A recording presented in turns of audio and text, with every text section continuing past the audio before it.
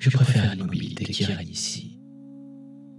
Je suis fatigué de la terre, de ces gens, fatigué d'être pris dans la confusion de leur existence. Prétendent s'acharner à bâtir un paradis. Et voici que leur paradis est peuplé d'horreur. Peut-être que le monde n'est-il pas fait. Peut-être que rien n'est fait.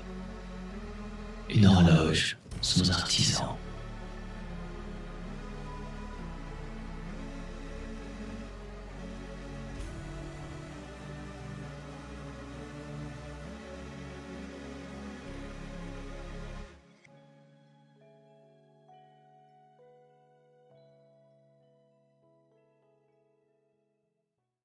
Une montre suppose un horloger. On sait qu'elle est le produit d'un artisan, d'un savoir-faire. Alors, si le mécanisme est là, mais que rien ne le fait vivre, quelque chose ne va pas. Le monde entier, parfois, donne cette impression. Un assemblage complexe, mais dont on peine à trouver la main qui l'a commencé. Cette sensation, ce doute, derrière le mécanisme, derrière cette machine complexe qu'est le monde. Y a-t-il vraiment quelqu'un ? Cette fameuse question qu'on pourrait croire appartenir au passé, qui a créé le monde ? Mais en réalité, elle n'a jamais été aussi actuelle. Regardez autour de vous. Nous vivons dans un monde où l'ordre apparent se mêle au chaos. Les crises s'enchaînent, les systèmes sur lesquels nous comptions s'effritent ou s'emballent, les promesses de prospérité illimitée se transforment en lutte de survie, même au cœur des pays les plus développés. Et pourtant, au milieu de ce désordre, tout semble tenir debout. Ce n'est pas l'absence de structure qui nous frappe, mais plutôt l'impression d'une mécanique qui tourne, parfois contre nous. C'est ici que la vieille intuition revient. Quand on voit un mécanisme, on cherche un artisan. C'est presque un réflexe. Face à un système complexe, nous supposons qu'il y a quelque part un plan, un architecte. Quand on voit une montre, on ne suppose pas qu'elle est née par hasard, on imagine un horloger. Mais si notre monde est comme cette montre, d'où vient l'artisan ? Est-il caché, invisible et règle les aiguilles dans l'obscurité ? Ou bien est-il parti, laissant tourner la mécanique sans plus intervenir ? Pire encore, et si l'horloger n'avait jamais existé ? Poser cette question aujourd'hui, c'est affronter une inquiétude. Si personne n'a conçu le plan, que signifie l'ordre que nous observons ? Ce doute qui est là, chaque fois qu'un système censé nous protéger échoue. Chaque fois que l'on découvre que les décisions qui orientent le monde ne sont pas le fruit d'une intelligence supérieure, mais d'innombrables actions dispersées et parfois absurdes. Malgré tout, ça tourne. L'impression que la machine possède une logique propre à elle, indépendante de toute main créatrice. L'idée que le monde ressemble à un mécanisme et qu'il doit avoir un concepteur ne date pas d'hier. C'est au début du XIXe siècle qu'elle a été formulée de manière célèbre par William Paley. Il propose une image simple. Imaginez que vous marchez dans un champ et que vous trouvez une montre. Vous ne supposeriez pas que cette montre s'est assemblée seule, par hasard, à partir des éléments du sol. Sa précision, ses engrenages parfaits, tout ça vous amènerait à conclure qu'il y a un horloger. Pour Paley, l'univers est exactement comme cette montre. Sa complexité et son apparente finalité prouvent l'existence d'un artisan, Dieu. Cet argument, que l'on appelle aujourd'hui l'argument du dessein, avait une force intuitive considérable. À l'époque, les connaissances scientifiques étaient limitées, et la nature semblait pleine d'exemples qui plaidaient pour une conception intelligente. La symétrie des fleurs, la régularité des orbites planétaires, la complexité des organes vivants, tout semblait fait pour fonctionner ensemble. Mais cette vision n'a pas fait l'unanimité. Quelques décennies avant Paley, le philosophe écossais David Hume avait déjà soulevé des objections dans ses dialogues sur la religion naturelle. Il mettait en garde contre une erreur de raisonnement. L'analogie entre une montre et l'univers est séduisante, mais elle repose sur une projection de notre expérience humaine. Nous connaissons les montres, les outils, et nous savons qu'ils ont été fabriqués par quelqu'un. Mais l'univers n'est pas une montre. Il est d'une nature radicalement différente, et rien ne garantit que ce qui est vrai pour nos objets l'est aussi pour lui. Hume disait que notre expérience est trop limitée. Nous n'avons pas accès à d'autres univers pour comparer. Comment savoir si l'ordre que nous observons est exceptionnel ou normal ? Et surtout, l'ordre n'implique pas forcément l'intention. Des structures stables peuvent apparaître naturellement sans qu'aucune intelligence les ait conçues. Au milieu du XIXe siècle, une révolution intellectuelle va profondément ébranler l'argument de Paley, la théorie de l'évolution par la sélection naturelle formulée par Charles Darwin. Darwin montre que la complexité et l'adaptation des organismes ne nécessitent pas de plan préalable. Elles peuvent émerger au fil du temps par un processus cumulatif. Les variations qui favorisent la survie et la reproduction sont conservées, celles qui sont défavorables disparaissent. Ce mécanisme, répété sur des millions d'années, peut produire des structures aussi complexes qu'un œil ou une aile, sans qu'aucune intelligence ne les ait dessinées à l'avance. Ce qui rend l'évolution si dérangeante pour l'argument de l'horloger, c'est qu'elle conserve l'ordre et la complexité, mais supprime le concepteur. La montre continue de fonctionner, mais l'horloger disparaît de l'équation. Même après Darwin, l'intuition de Paley reste quand même un peu tenace. Beaucoup continuent de voir dans la nature une forme d'harmonie trop parfaite pour être le fruit du hasard. Et c'est là qu'une petite tension se crée. D'un côté, la science explique de mieux en mieux les mécanismes qui produisent l'ordre sans intention, et de l'autre, notre esprit humain continue de chercher une volonté derrière ce que nous ne comprenons pas entièrement. C'est une lutte permanente entre deux forces, le besoin d'un récit qui donne sens au monde et la constatation que ce monde pourrait fonctionner sans narrateur. Tout ça mis en parallèle, on voit que la question de l'horloger n'est pas seulement religieuse ou scientifique. C'est une question sur la manière dont nous interprétons l'ordre. Est-il le signe d'un plan ou simplement le résultat d'une accumulation d'événements qui, par nécessité ou par hasard, produisent des motifs ? Bon, si on retire l'horloger, il faut encore expliquer pourquoi le monde ne ressemble pas à un chaos total. Pourquoi, malgré l'absence apparente de concepteurs, on retrouve des régularités, des structures et même une forme d'harmonie dans la nature ? La science, depuis un siècle et demi, nous a donné plusieurs réponses. L'une des plus fascinantes est celle de l'auto-organisation. Dans certains systèmes physiques ou chimiques, des structures ordonnées apparaissent spontanément, simplement parce que les conditions s'y prêtent. Connaissez-vous les structures dissipatives ? Lorsqu'on chauffe un liquide de manière uniforme, il ne bouillonne pas de façon aléatoire. Il forme des motifs réguliers comme des cellules hexagonales parce que cette configuration est la plus stable pour évacuer la chaleur. Personne ne dessine ces motifs, ils émergent naturellement des lois physiques. Et ça, c'est ce qu'a étudié le prix Nobel de chimie, Ilya Prigogine. On retrouve ce principe à toutes les échelles. Dans la nature, les fractales en sont un exemple parfait. D'ailleurs, j'en ai fait une vidéo dédiée sur le sujet, je vous invite à aller la voir. À première vue, ces motifs donnent l'impression d'un dessin précis, mais en réalité, ils sont produits par la répétition simple d'une même règle de croissance. Pas besoin d'architecte pour obtenir un résultat complexe. Il suffit de temps et de conditions constantes. Les systèmes complexes vont encore plus loin. Ils montrent que des comportements coordonnés peuvent apparaître à partir de règles locales très simples. Un banc de poissons ou un vol des tourneaux ne suit pas un chef qui donne des instructions. Chaque individu ajuste sa position en fonction de quelques voisins. Et pourtant, le résultat global est un mouvement fluide et cohérent, comme s'il y avait une chorégraphie invisible. Il n'y a pas de centre de contrôle unique, mais un réseau dont l'ensemble dépasse ce que chaque élément pourrait accomplir seul. Vous avez probablement vu la vidéo d'Ego sur le jeu de la vie de Conway, qui nous montre qu'une simplicité extrême peut générer une complexité illimitée. Ok, donc si des règles simples peuvent créer des formes complexes, alors l'ordre que nous observons dans l'univers n'est peut-être pas la preuve d'un plan, et donc peut être le produit naturel de ces lois fondamentales qui, en interagissant, génèrent des structures stables. Évidemment, beaucoup de gens ne sont pas d'accord avec ce principe et pensent que toutes ces lois sont forcément ajustées. Ça, c'est l'argument du réglage fin. Les constantes physiques semblent calibrées avec une précision extrême, comme si elles avaient été choisies. Il suffit que la force de gravité ou la charge de l'électron change très légèrement, et paf, la vie telle que nous la connaissons deviendrait impossible. Et pour expliquer ça sans recourir à un créateur, certains évoquent le multivers. Il existerait une infinité d'univers, chacun avec ses propres paramètres, et nous vivons simplement dans celui qui permet notre existence.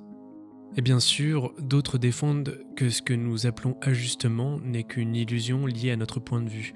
Nous observons un univers qui permet notre présence, parce que nous sommes là pour l'observer. Mais dans tous les cas, la logique est la même. L'ordre ne nécessite pas forcément une volonté derrière lui. Les lois de la nature, appliquées sur de grandes échelles de temps et d'espace, suffisent à produire des structures organisées, parfois très complexes. Ça ne règle pas tout. On peut toujours se demander d'où viennent ces lois, ou pourquoi elles ont la forme qu'elles ont. Bon, à partir de là, on va entrer dans le dur, alors accrochez-vous bien. En philosophie, on distingue deux manières fondamentales d'exister. D'un côté, il y a les êtres contingents. Ce sont toutes ces choses qui existent, mais qui auraient très bien pu ne pas exister. Toi, moi, cette planète et même notre Soleil. Rien de tout ça n'était inévitable. Leur présence est le résultat d'une chaîne de causes qui aurait pu être différente. Et de l'autre côté, il y a l'être nécessaire, celui qui existe par lui-même, depuis toujours, et qui ne dépend de rien d'autre. Un être ou une réalité qu'on ne peut pas imaginer, ne pas exister. Car sa non-existence serait une contradiction. Pour comprendre la différence, il faut évoquer ce que Leibniz appelait la raison suffisante. Rien n'existe sans qu'il y ait une explication pour cela. Si je te demande pourquoi tu existes, tu vas me répondre « parce que mes parents m'ont mis au monde ». Et si je demande pourquoi la Terre existe, on peut raconter son histoire, formation à partir de poussière cosmique sous l'effet de la gravité, un truc dans le genre. Mais chaque fois, la cause est extérieure à la chose. En remontant cette chaîne de causes à l'infini, on finit par se heurter à une question. Est-ce qu'il existe quelque chose qui n'a pas besoin d'une cause ? Pour les croyants, cet être nécessaire, c'est Dieu, tout simplement. Pour certains scientifiques, ce pourrait être une loi fondamentale ou une structure mathématique éternelle. Et pour d'autres, plus audacieux encore, l'univers lui-même pourrait être cet être nécessaire. Et certains vont dire que l'univers, composé d'éléments contingents, ne pourrait pas être nécessaire. Mais ça, c'est confondre les parties et le tout. Les pièces d'un échiquier changent de place, disparaissent, réapparaissent, mais le plateau, lui, reste. L'univers au sens de cadre ou de réalité fondamentale pourrait être ce plateau, éternel, nécessaire et indifférent au contenu qu'il remplit. Et si l'univers est cet être nécessaire, alors demander qui a créé l'univers revient à poser une question dépourvue de sens. Ça serait un peu comme demander qui a inventé le nombre 3 ou qui a décidé qu'un cercle devait être rond. Et là, plusieurs modèles cosmologiques entrent en scène. On va prendre l'exemple du grand rebond. Au lieu d'un début absolu, l'univers passerait par une succession infinie de phases d'expansion et de contraction, un cycle éternel sans origine première. On a également le modèle de Hawking et de Hartle, la proposition sans frontières. Et dans celui-ci, le temps n'a pas de bord, il n'y a pas de mur temporel où tout commencerait, pas de point zéro au sens classique. Demander ce qui vient avant le Big Bang reviendrait à demander où se trouve le bord d'un ballon. La question disparaît d'elle-même. Et c'est ici que le rasoir d'Occam devient pertinent. C'est une règle de méthode qui nous dit « n'ajoutez pas d'explications inutiles ».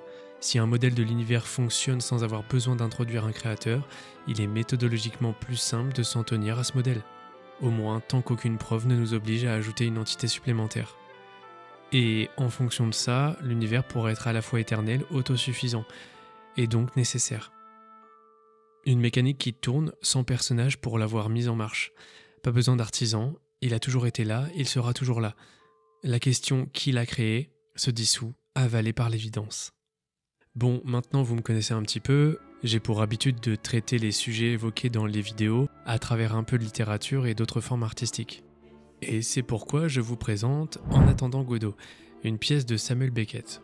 C'est l'histoire de deux personnages, Vladimir et Estragon, qui passent leur temps à attendre un certain Godot. On ne sait pas qui il est, ni pourquoi il doit venir, ni même s'il existe. L'attente devient la structure même de leur vie. Ils discutent, ils se disputent, cherchent à se distraire, mais tout tourne autour de ce moment qui ne vient jamais. Et ça pourrait être une belle métaphore par rapport à un créateur hypothétique, organiser notre existence autour d'une promesse dont on ignore la réalité. Beckett ne donne pas de réponse, il nous laisse face à l'incertitude. Et c'est pour ça que la pièce est universelle. Elle met en scène ce que signifie vivre dans un monde où l'on espère une intervention qui ne se produit pas. Un autre exemple, avec l'ouvrage Dans la bibliothèque de Babel de Borges, qui imagine un univers entièrement constitué d'une bibliothèque infinie, qui contient tous les livres possibles, ceux qui racontent votre vie dans les moindres détails, ceux qui ne sont que des suites de lettres aléatoires et ceux qui contiennent une seule phrase. Et dans cette infinité, il doit forcément exister un livre qui explique la structure de la bibliothèque et le but de son existence. Mais comment le trouver parmi une infinité d'autres qui se contredisent ? Les habitants de cette bibliothèque cherchent désespérément un catalogue parfait ou un architecte qui aurait conçu l'ensemble. Et comme chez Beckett, cette quête est vouée à rester inachevée. On peut donc voir avec ces exemples que l'absence d'un auteur ne nous laisse pas indifférents. Elle crée un vide que nous avons tendance à combler par l'attente, la recherche ou l'invention d'un auteur. Même si rationnellement nous pouvons accepter que le monde n'a pas été fait par quelqu'un, émotionnellement nous continuons souvent à agir comme si cet auteur manquant devait apparaître. Bien évidemment, la culture regorge d'autres exemples pour explorer ce que signifie vivre sans artisan. Et pour les intéressés, je vous mettrai quelques sources en description. La littérature et l'art agissent comme un miroir en reflétant notre besoin presque instinctif de chercher un auteur, même dans un univers qui pourrait n'en avoir aucun. Et ça montre aussi que ce besoin ne se manifeste pas seulement dans la religion ou la philosophie, mais dans notre manière générale d'interpréter les événements. C'est pas seulement une question de logique ou de preuve, c'est aussi une question de confort psychologique. Accepter l'idée d'un monde sans artisans, c'est accepter de vivre dans une forme d'incertitude permanente. Et cette incertitude n'est pas facile à porter, en tout cas pour certains. Et qu'importe l'époque, je pense que nous continuerons sans cesse à imaginer des auteurs invisibles, des architectes mystérieux, cachés derrière ce qui nous arrive. Parce que sans eux, le vide est difficile à regarder en face. Jusqu'ici, on a opposé deux visions, celle d'un monde conçu par un artisan et celle d'un monde qui s'organise seul. Mais il existe d'autres approches, moins tranchées, qui ne rejettent pas l'ordre du monde, mais qui repensent la façon dont on le définit et dont on le relie à l'idée de créateur. Reprenons avec Spinoza, que d'ailleurs j'ai déjà évoqué dans plusieurs autres vidéos, mais une petite piqûre de rappel ne fait pas de mal. Pour lui, Dieu et la nature sont une seule et même chose. Dieu est l'ensemble des lois, de la matière, de l'énergie, de tout ce qui existe. Ce qui veut dire qu'il n'y a pas d'horloger qui règle la montre est l'horloger. Tout ce qui se passe est nécessaire, déterminé par la nature même de ce qui existe. Ça ne laisse pas de place au hasard absolu, mais ça retire aussi toute notion de volonté ou de plan délibéré. Si Dieu égale nature, alors chercher à comprendre l'univers, c'est déjà chercher à comprendre Dieu. Il n'y a pas de séparation entre la connaissance scientifique et la connaissance spirituelle. Cette fusion des deux domaines peut séduire autant qu'elle peut déranger, car elle enlève toute dimension personnelle au créateur. Il ne s'agit plus d'une entité qui décide ou qui agit, mais d'une réalité qui existe par elle-même. Un autre monsieur propose une vision différente, Alfred North Whitehead, avec ce qu'on appelle la philosophie du processus. Le monde n'est pas une machine figée ou un produit fini, il est en perpétuelle création. Chaque instant, chaque événement participe à la construction de la réalité, ce qui signifie qu'il n'y a jamais eu un moment unique où tout aurait été fabriqué une fois pour toutes. La création est continue, et ce que nous appelons Dieu est une dimension de ce processus créatif. Non pas un artisan séparé, mais une force immanente qui oriente le devenir. On peut aussi retrouver un peu cette idée dans certaines théologies, avec le fait que Dieu est une présence qui agit constamment à travers les lois naturelles. Et du coup, on peut supprimer la distinction nette entre créateur et création. Le monde n'est pas un objet statique livré à lui-même, mais un système vivant qui évolue avec son créateur, intégré à son fonctionnement. Tous ces modèles ont un point commun, ils déplacent la question « qui a fait le monde ?» vers « comment le monde se fait-il ?» On passe d'une recherche d'origine à une observation du processus. Et ça change aussi la manière dont on pense notre place dans l'univers. Si le monde est en création permanente, nous ne sommes pas de simples spectateurs, nous faisons partie de ce processus. Nos actions, nos choix deviennent des contributions directes à l'évolution de la réalité. Sauf que, il y a un petit problème avec cette vision. Elle ne donne pas de réponse définitive à la question de l'origine. Même si l'univers est en perpétuelle évolution, on peut toujours demander pourquoi existe-t-il plutôt que rien ? Ou encore, d'où viennent les lois qui permettent ce processus ? Il y a toujours une part d'inconnu, même dans les modèles les plus intégrés. Et ces alternatives philosophiques permettent d'éviter de choisir entre un artisan transcendant et un univers purement accidentel. Bon, tout ça, ce sont des visions alternatives aux créateurs traditionnels. Mais allons encore un petit peu plus loin, avec une hypothèse formulée par Nick Bostrom, celle de la simulation. Si une civilisation parvient un jour à simuler parfaitement des univers entiers avec des êtres conscients, alors il pourrait exister un nombre immense d'univers simulés par rapport aux univers réels. Statistiquement, il serait donc plus probable que nous vivions dans une simulation que dans un univers original. Ce qui voudrait dire que l'horloger existerait toujours, mais il serait situé ailleurs. Un programmateur, ou une machine, dans un autre niveau de réalité. Le problème, c'est que cette idée ne fait que repousser la question. Si notre univers est simulé, qui a créé l'univers où se trouve le simulateur ? Et cette hypothèse de la simulation me fait aussi penser à l'intelligence artificielle, puisque nous développons actuellement des systèmes capables d'apprendre et de s'adapter, même potentiellement de se reproduire dans des environnements numériques. Si ces systèmes venaient à surpasser notre intelligence et à concevoir à leur tour des réalités ou des univers simulés, ce qui devrait peut-être sûrement arriver, ils deviendraient eux-mêmes des horlogers pour d'autres mondes. Nous, créateurs d'IA, qui deviennent créateurs d'univers, qui pourraient à leur tour engendrer d'autres créateurs. Dans cette chaîne, il deviendrait presque impossible de dire où tout a commencé. Mais si nous sommes dans une simulation, est-ce qu'on a encore une valeur intrinsèque ou est-ce que nous sommes que des expériences temporaires ? Ok, maintenant, imaginons que nous adoptions sérieusement l'hypothèse qu'il n'existe pas d'artisan, aucun créateur qui aurait pensé l'univers dans ses moindres détails. Qu'est-ce que ça change concrètement à notre manière de vivre ? Ça signifie que le sens n'est pas donné d'en haut ? Il est à construire par nous-mêmes ? Sartre disait bien, l'existence précède l'essence. Et si l'horloger, finalement, c'était nous ? Pas nous au sens individuel, mais nous comme espèce, comme civilisation, comme une chaîne ininterrompue d'êtres humains qui accumulent des savoirs, des techniques et des structures. Depuis des millénaires, nous avons appris à imiter la nature, puis à la transformer, et aujourd'hui à créer des systèmes qui ne ressemblent plus à rien de ce qui existait avant nous, des systèmes qui, parfois, dépassent notre propre compréhension. Si on prend un peu de recul, on voit apparaître une dynamique. Chaque génération hérite des constructions de la précédente et les pousse un peu plus loin. Les premiers outils en pierre ont mené aux machines, puis aux ordinateurs, et maintenant à des intelligences artificielles capables d'apprendre seules. Nos villes, nos réseaux, toutes nos technologies de communication forment déjà une sorte d'organisme planétaire interconnecté. Nous avons commencé à fabriquer les engrenages d'une horloge sans même nous en rendre compte. Il n'y a donc pas de moment unique où l'horloger apparaît, il émerge progressivement, à mesure que notre complexité collective augmente. Chaque système que nous mettons en place devient une pièce supplémentaire dans ce mécanisme global. Et ça change complètement la perspective. Au lieu de chercher un artisan caché, nous devons nous demander quel type d'horloger nous sommes en train de devenir. Parce qu'à la différence d'un créateur mythique, nous ne sommes pas neutres. Nous pouvons orienter ce que nous fabriquons. Nous pouvons décider si notre horloge servira à préserver la vie ou à la mettre en danger. Et cette idée est folle parce qu'elle supprime l'excuse la plus confortable que nous ayons. Le fait d'avoir un plan qui nous dépasse et que nous n'avons qu'à suivre. Ça nous oblige à voir aussi plus loin que notre horizon immédiat. Un artisan ne fabrique pas une montre pour qu'elle s'arrête après quelques minutes. Si nous voulons être dignes de ce rôle, il faut penser en termes de millénaires et pas seulement d'objectifs à court terme. Le danger, ce serait de devenir un horloger maladroit qui fabrique une machine instable ou incontrôlable. Peut-être que l'horloger n'existe pas encore.